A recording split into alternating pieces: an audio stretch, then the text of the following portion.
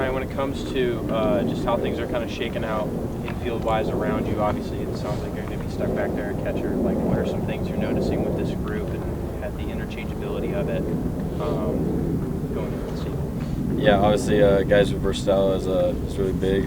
The more positions you can play on the field, the more options you have the team. So I'm looking forward to it. And sort of separate from that, working with a lot of these new pitchers, how has it been sort of familiarizing yourself with some of these guys, and who you feel like it is kind of ahead of where you expected them to be, particularly on the newcomer front? Yeah, all the new guys. I mean, obviously we have a lot of new guys this year, but specifically the pitchers have looked really good. They all bring a really good attitude every day. It's fun to work with them. What do you think this team's identity is, or does it take a while into the season to kind of figure out what exactly you guys stand for and what you represent? A lot of hard-nosed guys. Obviously, on paper is a lot different than on field, so that'll kind of happen naturally, like you were saying. But yeah, I mean, Bloomy preaches hard-nosed guys, just kind of guys who are just faceless and just go and just do the job. Bloomy said, all last season and even just now that you're, the hardest worker on the team, day in and day out here before everyone else. Were you surprised at all last year with how much of an impact you had, both, on the stats and like being involved kind of even in the outfield and behind the plate? I wouldn't say surprised. I mean, I was kind of working towards it. I mean, it's just when I got my opportunity, I guess I just took advantage of it. So, I mean, I was just staying ready. That's pretty much it. Looks like you've put on a good amount of muscle since we last talked in the fall. What was your training routine like, to be honest? Yeah, Tim and Ted, both our strength guys, have been really good for me. Just trying to, like you're saying, just trying to put on weight. I mean, I could put on weight, just put on healthy weight is the thing. So, just trying to do that. Just get stronger, faster, all that stuff. I feel like it's been good for me. A couple of names have been thrown out for the starting rotation, Rasta and Christian Curtis. What has your relationship with them been? What have you been able to learn from them, considering they're newcomers? They're great guys. I mean, they bring a really good attitude. I mean, it's just, like I was saying, it's just fun to work with them. Obviously, they're really good. That helps. But they're great guys. That's first and foremost. So, yeah, I enjoy spending time with them. For as often as you played last year in the season and then going right to summer ball in the Cape and then right into fall workouts, were you able to enjoy any of the off season at all?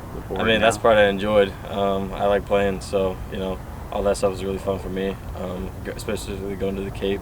It was the first time because I live at home, so it was pretty cool kind of, getting away from home, playing like that a little bit.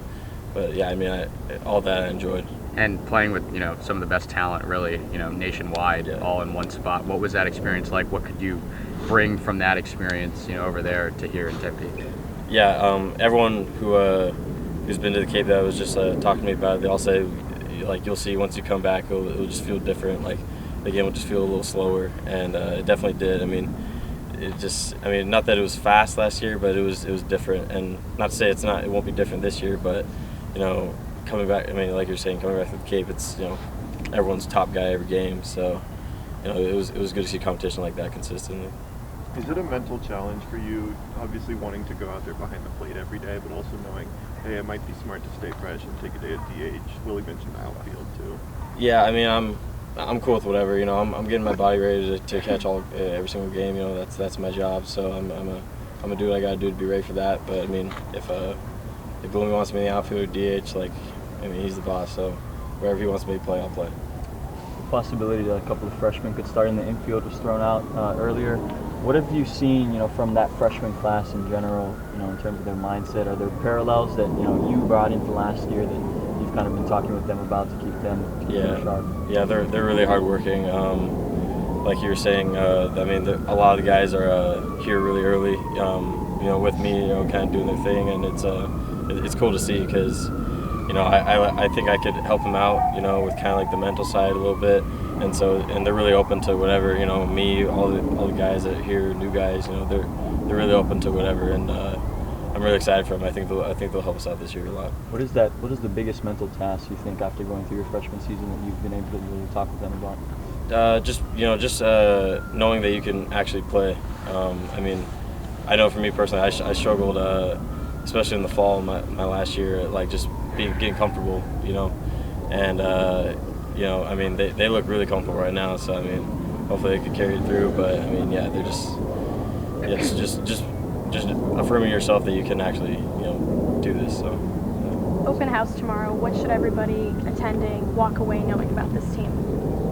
Like I was saying earlier, it's just just a bunch of guys that are just hardworking, ready to play. I mean, we got a lot of new faces, so it'll be good for the fans to see all the new guys. But I mean, I think we have a pretty good team this year. And how do you think having the alumni around helps instill the culture of this program into the new guys?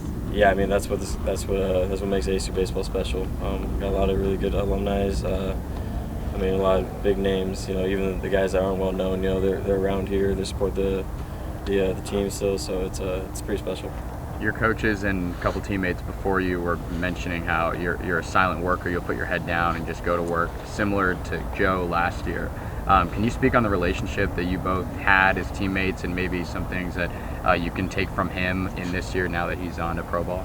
Yeah, Joe's my guy. I mean, pretty much everything I got from Joe. So it's yeah, he's the man. You mentioned the Dunn fastball, Curtis changeup is some of your favorite pitches to catch. Have you gotten a little more used to those, and is there anything new we should know about?